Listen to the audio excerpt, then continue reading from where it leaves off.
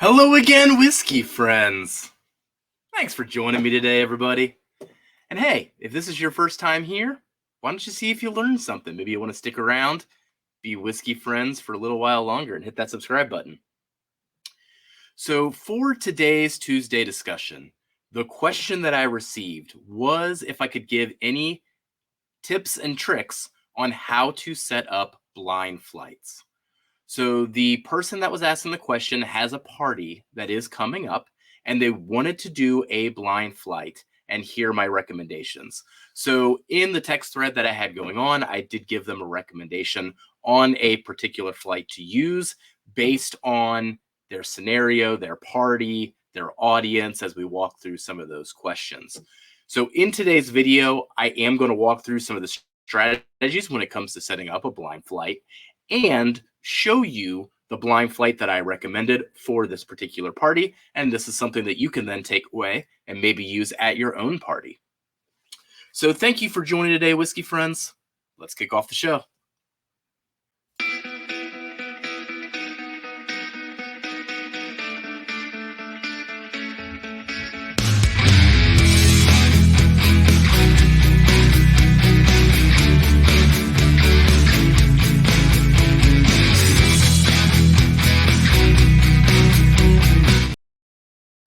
All right. Now, for today's discussion, I am going to be sipping on the Fiddler Amburana.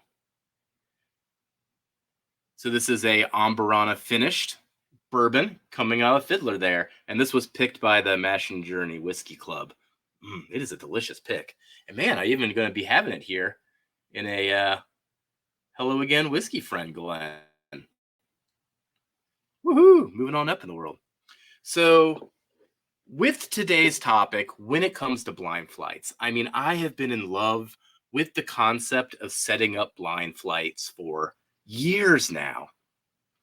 If you go back 5 years, the beginning days of a lot of the channels within this community, the Bourbon Junkies, ADHD Fishing / whiskey, all the different channels. I was always sharing blinds with everybody back then.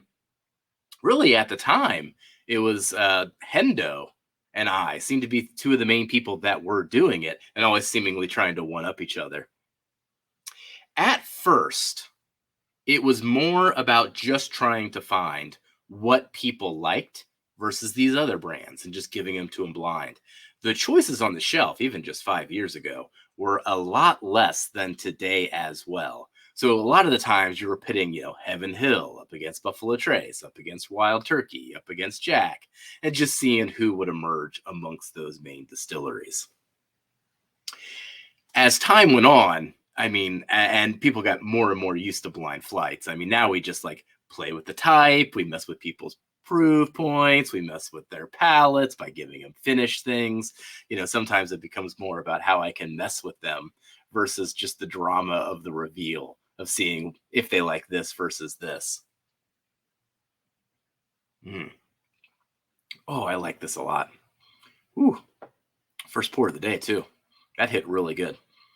So when it comes to setting up a blind flight, the most important thing is to know your audience, particularly when it comes to proof. That is really the main thing that you got to take away on this. Know your audience, know their acceptable proof point.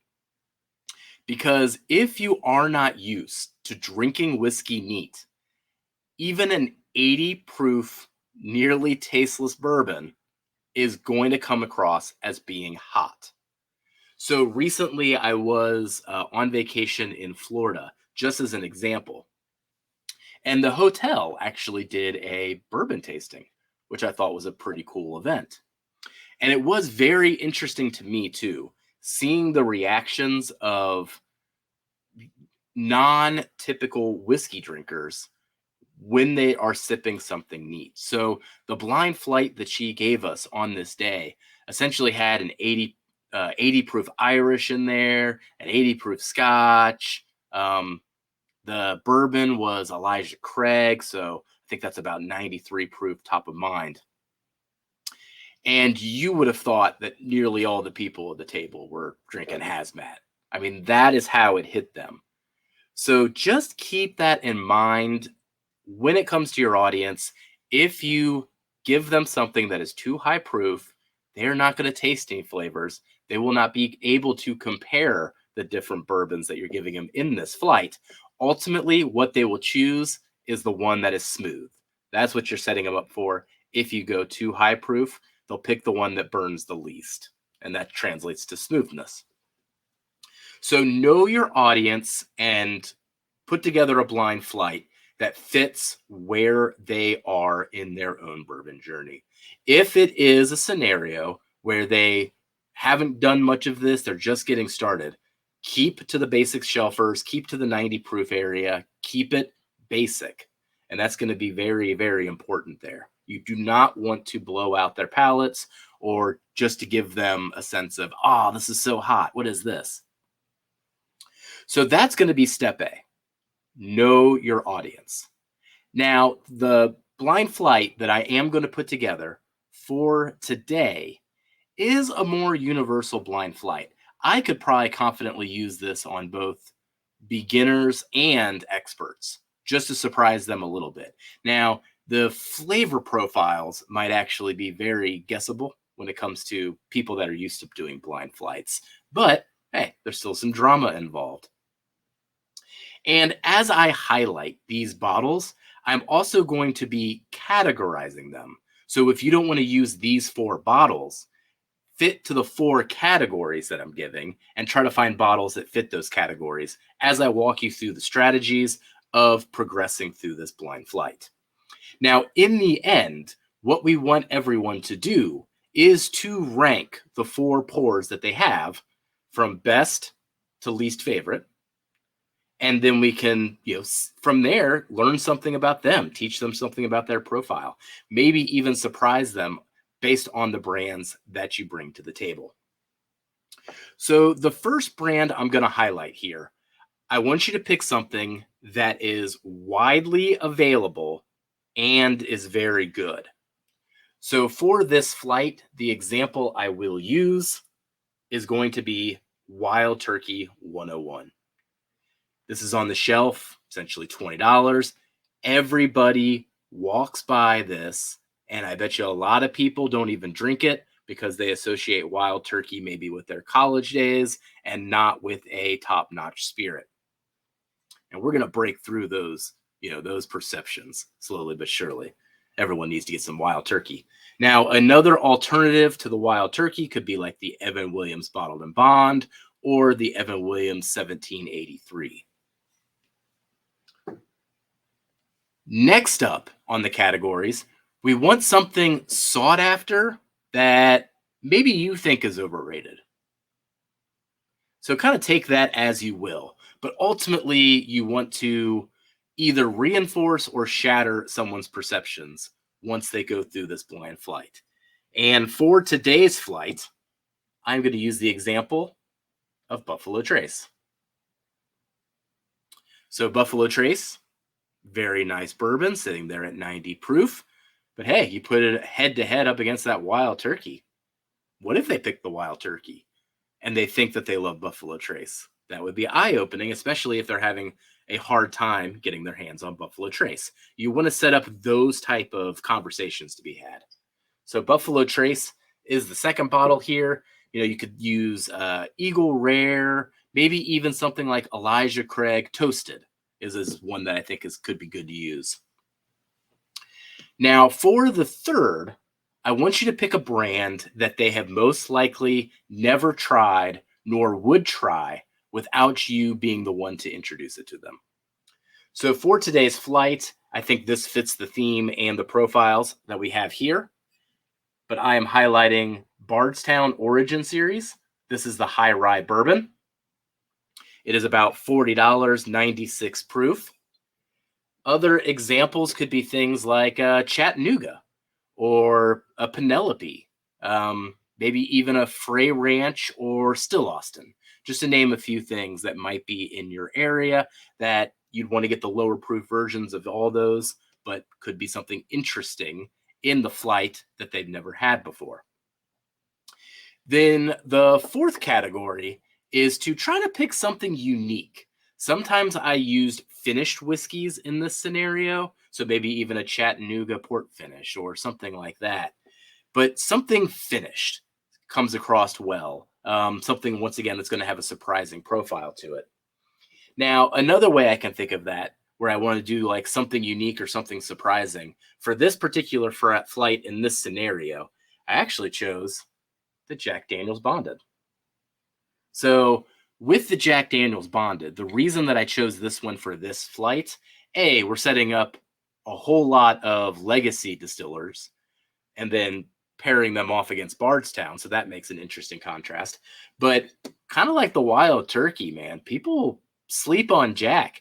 They associate Jack, which is Jack and Cokes, just the Jack Old Number 7, Jack and Cokes, those mixtures, those mixers, and that's it. That's what they think of Jack. So when you introduce it to them here, neat, hey, if they pick that number 1, that could be eye-opening.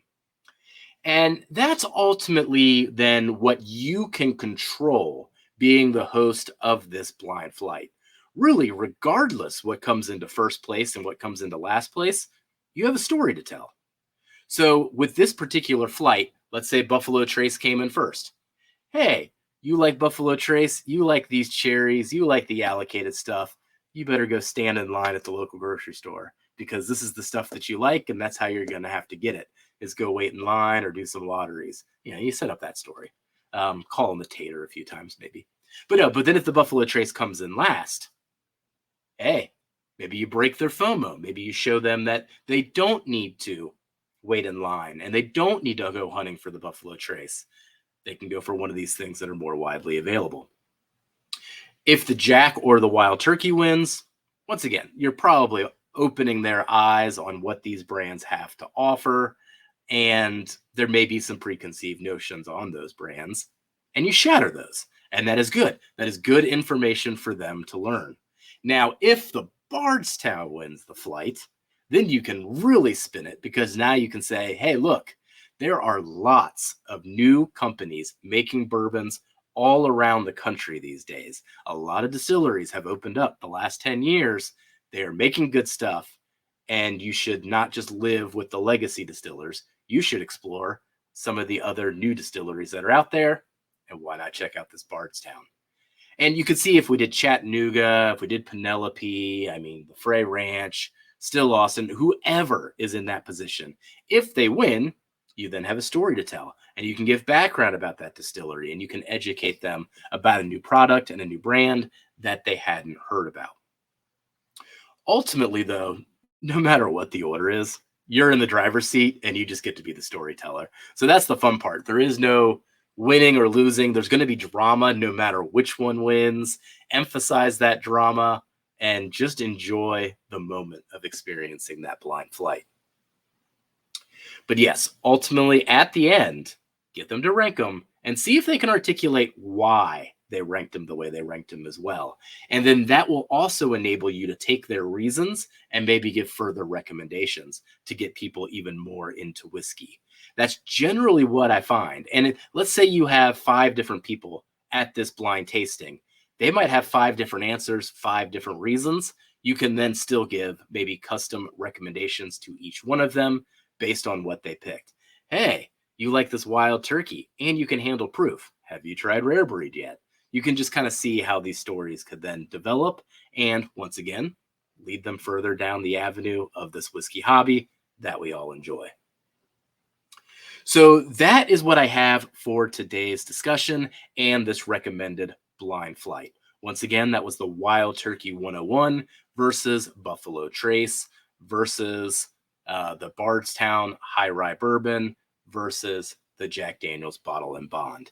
Feel free to substitute those. Just try to keep within those categories that I recommended. In terms of the categories, you want something that's widely available versus something that's not widely available versus something that's unique versus something from a new distillery.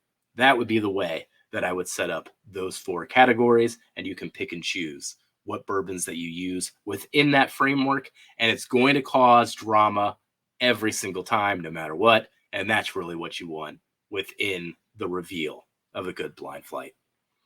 So let me know in the comments if you like putting together blind flights, if you're going to use this blind flight anytime soon, and what else you'd like to learn about blind flights. I tend to find that people are actually intimidated, but also love receiving blind flights, but intimidated to put them together.